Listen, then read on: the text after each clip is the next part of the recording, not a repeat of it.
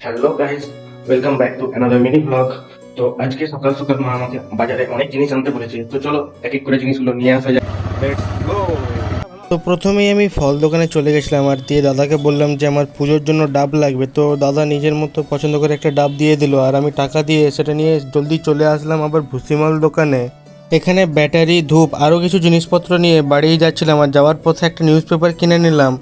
তারপরেই বাবা আমাকে বললো যে পুজোর জন্য সন্দেশও লাগবে, তাই সোজা চলে গেছিলাম মিষ্টির দোকানে সন্দেশ কেনার জন্য। তো এখানে মনের মতো সন্দেশ নিয়ে জিনিসগুলো বাড়িতে দিতে চলে আসলাম।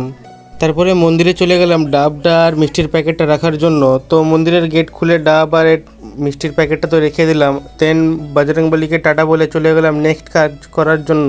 তো আমি এখন চলে এসেছিলাম মুড়ির ফ্যাক্টরিতে মুড়ি নেওয়ার জন্য, আর এই গরমে এই এয়ার কুলারটা দেখে রীতিমতো আমার রিয়াকশানটা এরকমই ছিল। ফাইনালি আমার মুড়ি নেওয়া কমপ্লিট। তো আজকের মতো এতটাই, টাটা।